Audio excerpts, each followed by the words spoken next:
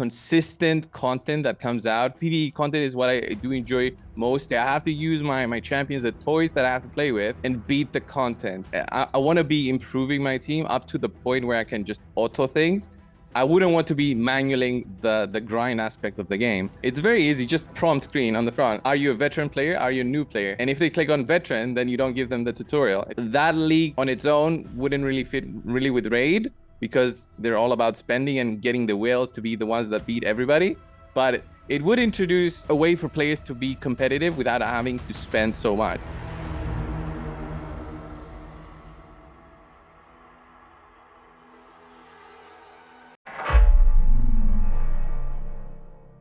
Hey everybody, welcome to this week's Fateless podcast episode. Joining me from the Fateless team is going to be Sham and Simon.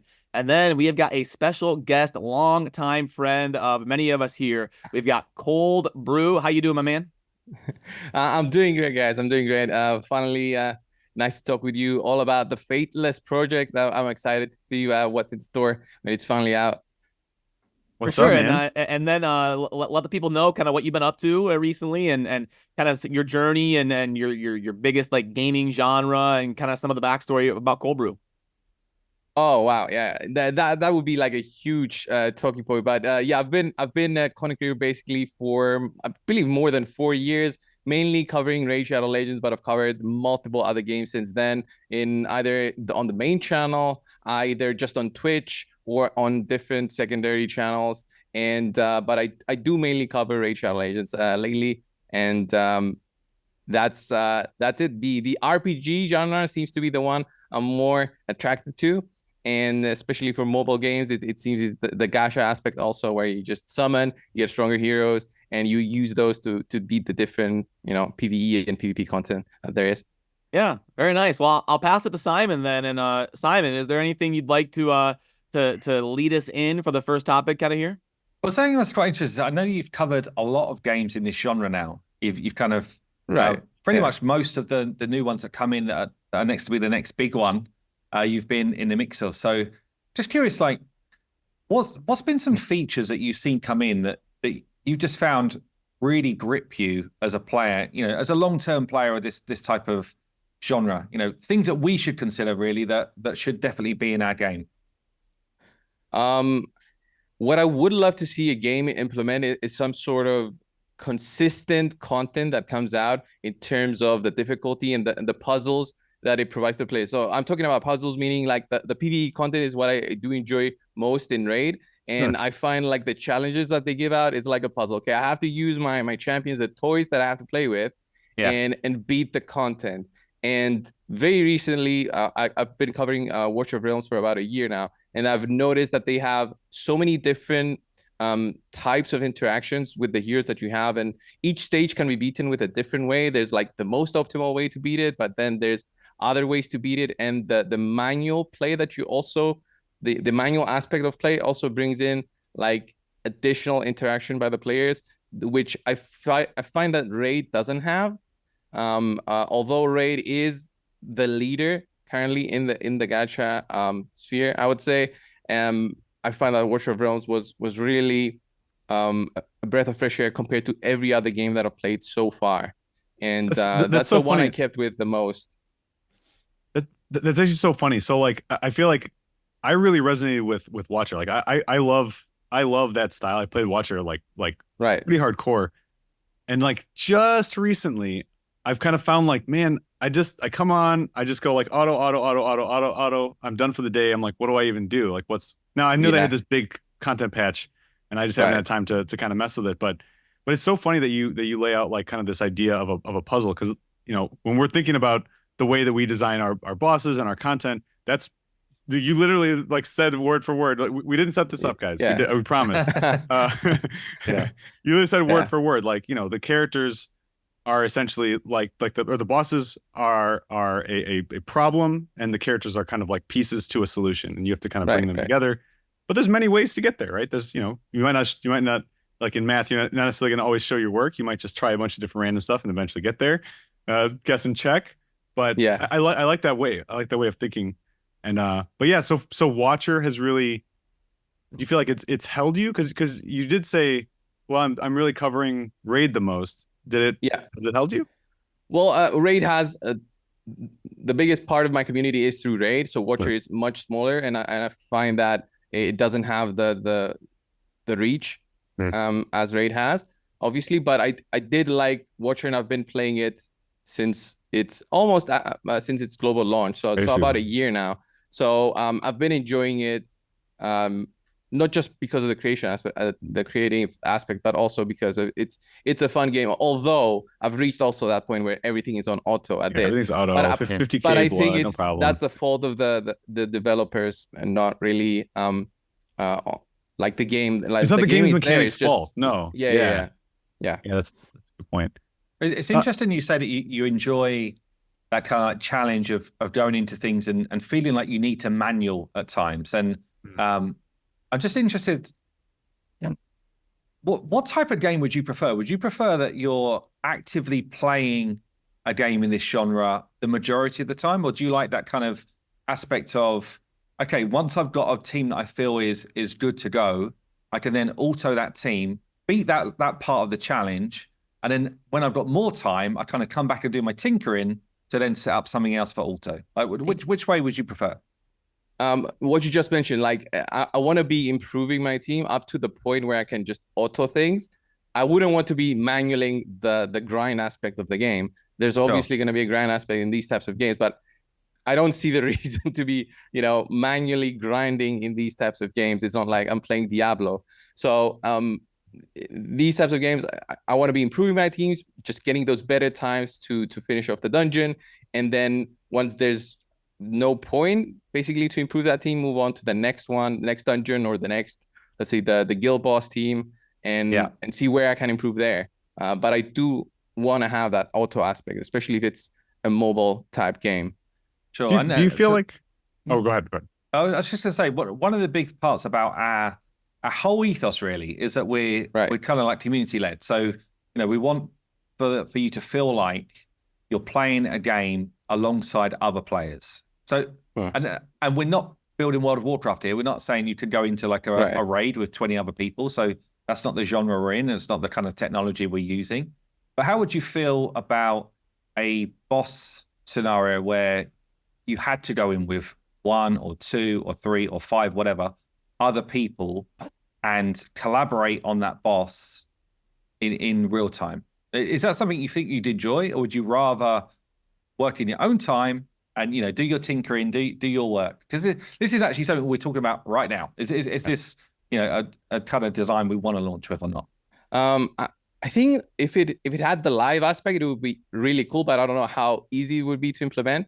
I think AFK Journey had a similar thing. I played it for a bit for like a promotion. It had a part of the game where you would have to invite other players to join you in order to beat a dungeon type of encounter. The corrupted creatures, yeah.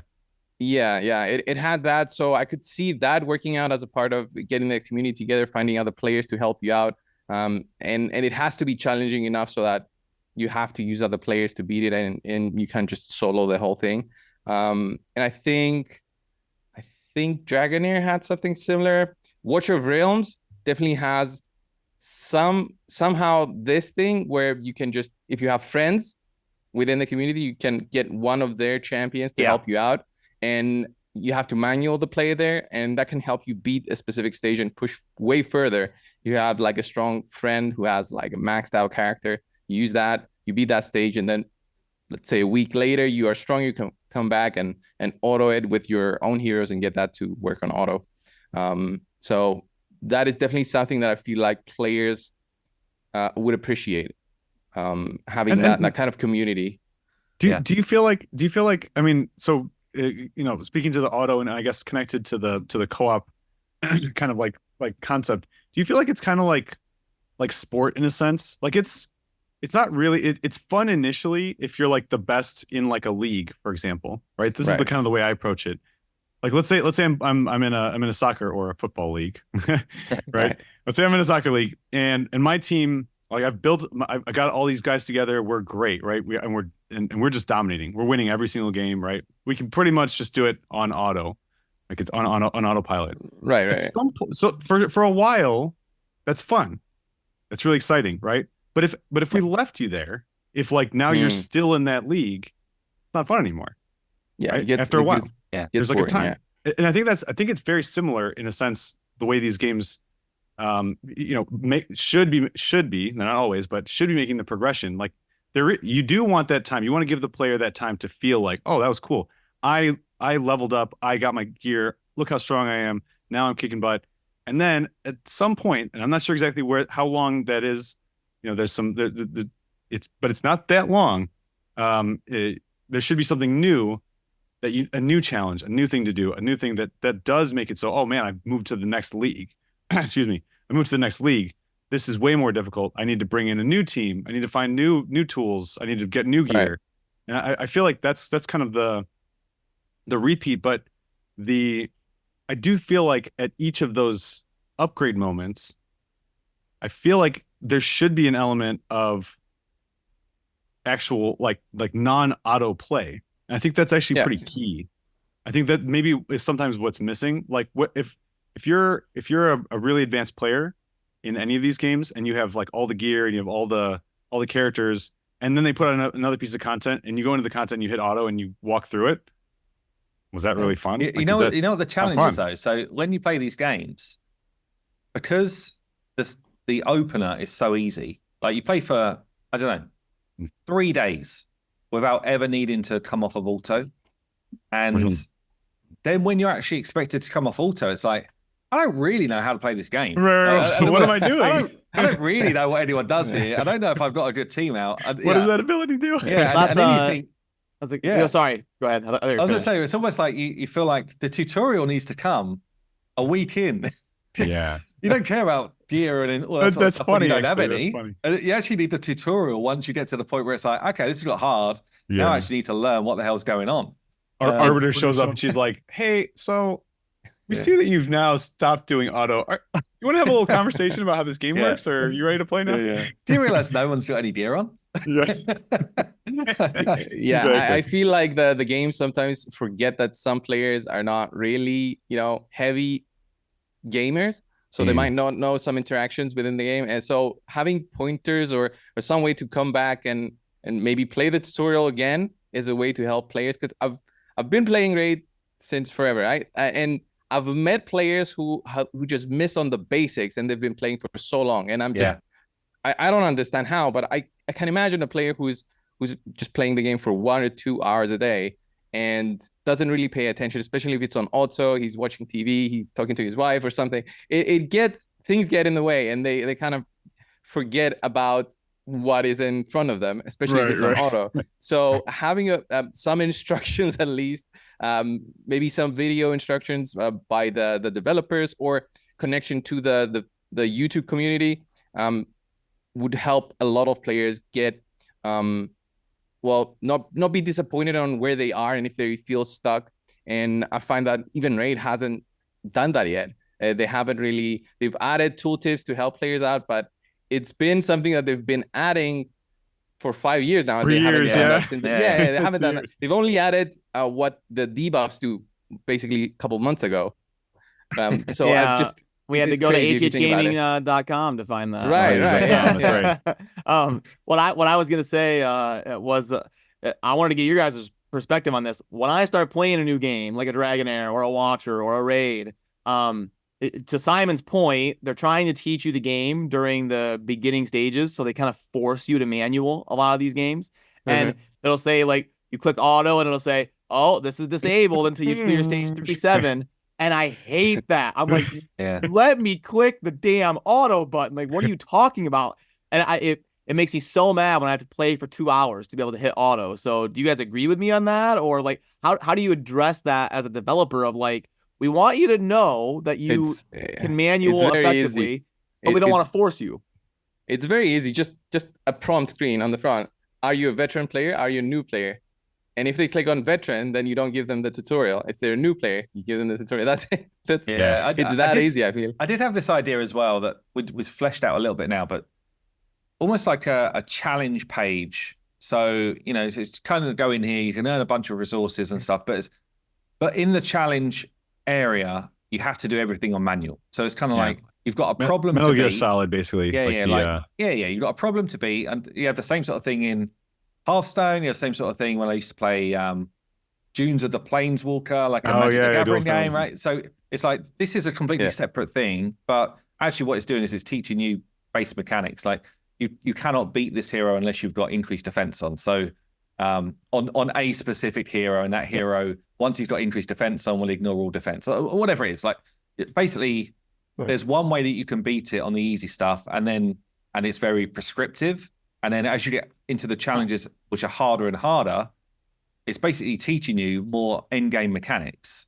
You know, like and this is actually brilliant. Like that. When you really think about it, it's actually brilliant because we have this achievement system. I don't know if we've talked about it actually with YST but yeah, I mean, like the achievement system itself is, you know, it leads into basically our mastery system. But I think that's actually a really good idea, connecting the 2 points that we've kind of already been talking about, in the sense that, yeah, it'd be good for you to be taught these things at your own pace, rewarded in you know, incentivized basically to go do it. But then what's cool about that is that, let's say I bring out a new champion or a new set of challenges where there's a boss mechanic that is difficult for people to understand. Well, I can have a less complicated or a less intense version of that in this, that you can kind of like go and kind of learn how to do this, and again, be incentivized so that you can make that transition. I don't know. That's actually really good. I hadn't heard about this. We were talking about it because Tal was saying in Clash of Clans, they bring out this kind of like new challenge set. It's almost like, you got 100 challenges to do or something. They just brought out like a new one with Haaland, the football player. So but Judo Sloth, who I used to watch, his highest viewed videos for content are around these challenges. So, you know, if like a new challenge comes out, literally within 12 hours, he's got like 1 million views on how to beat, how to 3-star this challenge, right? So that's kind of where it got into my head. But I was thinking, well, it's actually pretty useful in this genre as well. So if it was a case of every 5 levels, you unlock the next set of challenges, and they're more complex. You know, some of them might be gear related, some of them might be combat related, boss related, whatever. But ultimately, it's rewarding someone for learning the game, right? At the moment, I don't think there's any kind of, other than going, I don't want to crap on Raid really, but other than like, go and equip a load of attack stuff, and you're like, well, you never used attack buffs. Like, some of those are definitely now outdated, you gotta take it off. Enjoy the cost. And they're trying to teach you that set bonuses exist, but yeah, I hate that. But I think you know, we've talked about the idea of advanced tutorials a few different times, and I do love that idea. We just have to make it rewarding. You know, sometimes they'll give you 25,000 silver, and it's like, I don't want to take 30 minutes to learn this challenge and do it. We have to give like the equivalent of like an ancient shard or something for spending 30 minutes to do a tutorial. But also, like, the tutorial should be 1 minute or like it's real, like, quick, and certainly for the more simplistic stuff, it's literally like 1 or 2 minute things, little you know, bite-sized things, so that you feel like, okay, I've just accomplished something. And then you might get a hard one, which might take you 10 minutes because you're having to kind of like think your way through it. You think you've got the right solution, it's not working. And I just think some of those could be quite fun, even as a puzzle. You know, to Cold Brew's point earlier, you know, these games are basically puzzles, and you know, so it's finding the right solution for the puzzle, right? So, but so for you, Cold Brew, I guess I had a question around like at the very beginning. You said, "Oh, I've played a bunch of these other games, and I gravitate towards the RPGs."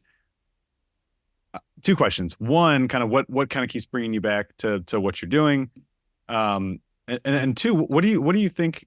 Maybe it's not just specifically Raid, but what do you think is sticky about games like that, right? About these, for you at least. What makes them so interesting? I think, especially Raid, I think it's the deepest of all these games so far in terms of the difficulties some encounters have.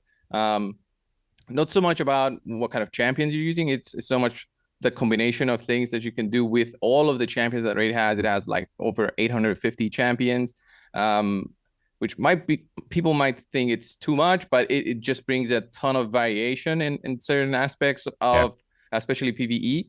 PvP, not so much, but from what I've noticed. But I think I've stuck with Raid so long because in specific content, there's just so much things that you can cover, especially as a content creator, because of all of that diversity that you can use different champions.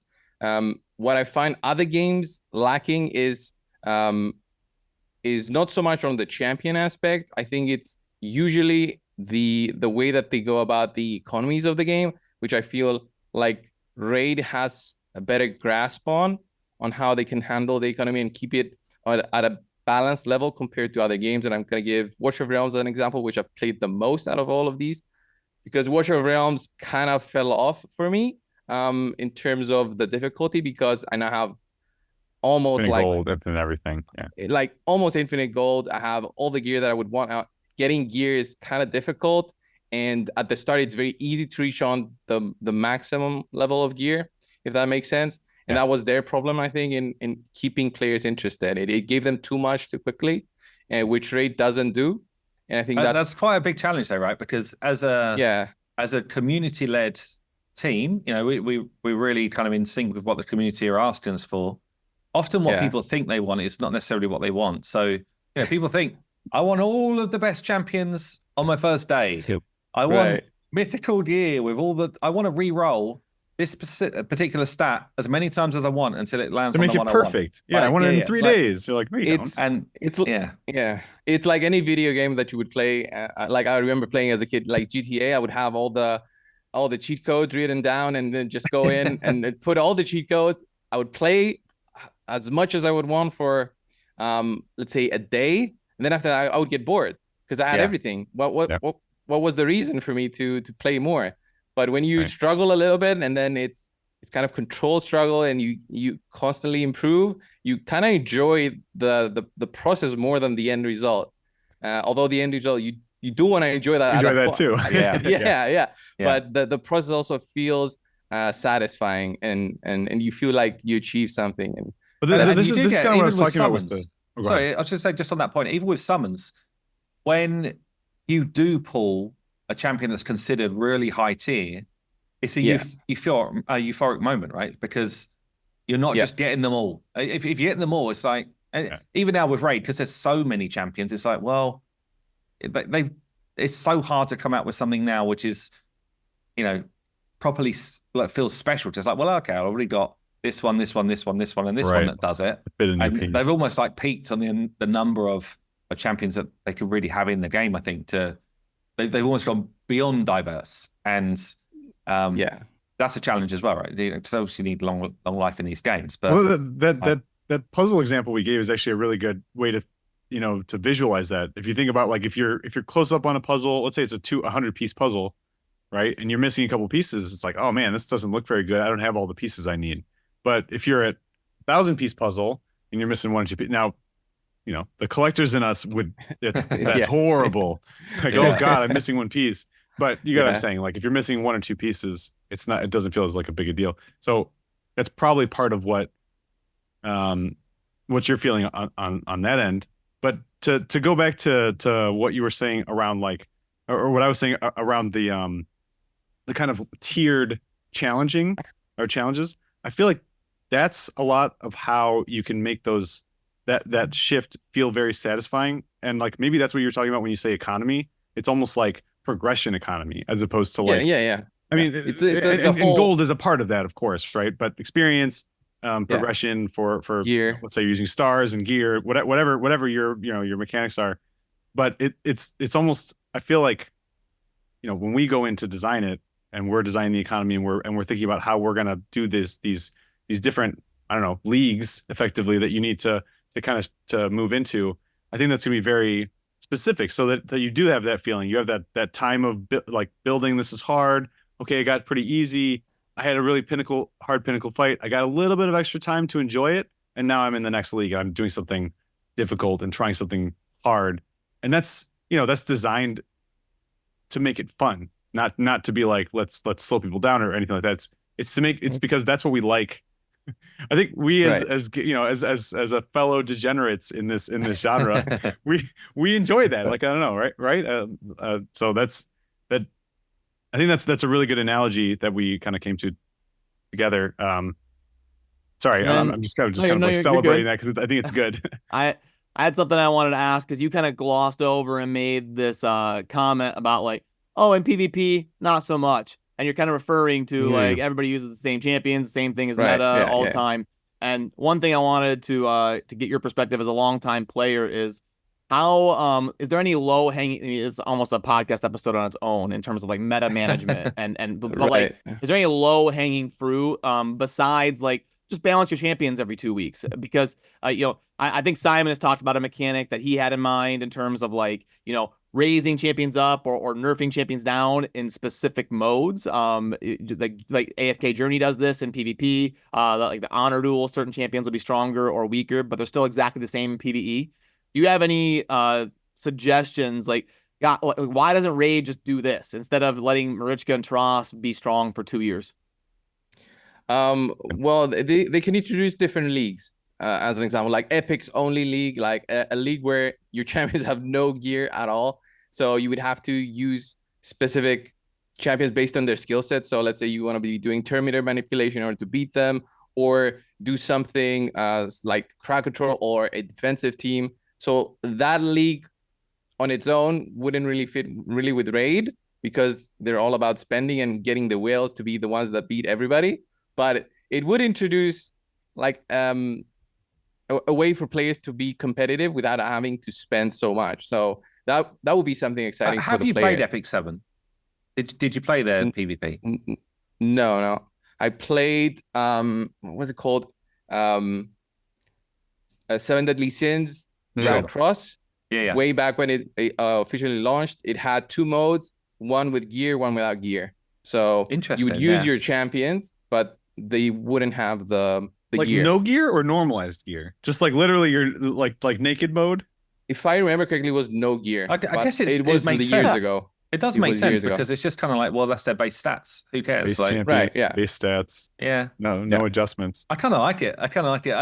Because we're talking about doing a normalized PvP mode where basically there's a pool of heroes and you're able to kind of select almost like a draft system. You're selecting in different pools. You end up getting your group and then you go into battle. So ultimately there will be some sort of normalized no spender type of matchup, but that's not with necessarily your heroes. That will be you drafting heroes from a pool. So there's still an element of RNG. Did you get the heroes that kind of like synergize well together? And did you make the right choices? And have you actually made the right team based on the choices you picked up? I love all those type of things. I love that Colbert said that because I used to do that on stream. I had a series where I'd find somebody with like a trash 1-person defense of like a naked hero. And I'd be like, okay, I'm going to take a naked level 1 hero and I'm going to let the stream chat vote. Like, who's going to win? The level 1 Hellfang or the level 1 Marquez? And they're just going to battle out for 5 minutes. So I used to do that. That was a fun mode. There's something pretty satisfying about that, though. Like that's really. I think interesting. that might be the whole, because loads of people say to me, Epic 7, really good. Yeah, I gotta look at that for PvP, like specifically PvP, and it seems to hold people to that game. It's not the biggest game in the world, but it seems to hold people to that game for PvP specifically. So, cool. Well, let's check that out. I mean, yeah, go ahead, Jam. Sorry, were you? I can. I was gonna say we're probably kind of running out of time here, but I want to make sure that we ask like a really important question that I would like to ask at the end of these podcasts, and that's my favorite question is so what's next? What's next for Cold Brew? What are you up to? Well, I'm still playing Raid, but I would imagine myself eventually trying out different things, trying out different games that push on the boundaries that Raid set, and not just games trying to just copy Raid and do it badly. So that's what I want to see next for my channel. Will that come? I don't know, because it seems like games have been failing to compete with Raid and then just try to copy some things. Can't remember the name of that. Magic Raid, or what was it? Infinite Magic Raid. Yeah, that one tried to copy just blatantly everything that Raid did, and they did it in a way that wasn't successful. Players initially loved it, but they all quit, or the majority quit. So I would love to see something that really challenges Raid and pushes on those limits, and that would probably push me to the direction of just covering that game strictly instead of Raid. I heard there's a pretty sweet studio making a game kind of in this yeah. genre. I don't know. Yeah, we'll see. Maybe an alpha version of beta version. I don't know. Exactly. Yeah, kind of. And like Sham said, we'd love to talk to Cold Brew for 2 hours, but there's different meetings that people have to get to and stuff, so we're a little bit up against it today. But one thing I'm going to ask you on the way out real quickly, we had Drock say William Wallace, and we've asked people their favorite like mythos characters. Do you have that one person where you're like, please get this in your game and make sure they're a legendary, because this is my favorite god or myth or whatever? Well, I think it was the first ever. You have it already in the game. It was the first ever one you did, and it's a Greek mythology. Oh, it's not mythology. It's Greek history. It's Leonidas, and you have it already as a hero within the game. He's so badass. I was like, yes, that's gonna be my favorite. It was like it was the same thing in League of Legends. They had a character who looked like Leonidas, and I was playing that Pantheon. I was playing that character all the time because it was really cool. And when I saw it for Fateless, I was like, yes, that's gonna be the one I'm gonna be playing. You got style, Culver. You got style. You know what's good. That's all right. Love it. Awesome. Well, massive shout out to Cold Brew for joining us this week. We'll link down below to his channel to go head on over and check out his content and the links to participate in the community and give us input on Discord and all that good stuff. So thanks, and we will see you soon in the next Fateless podcast episode. Peace.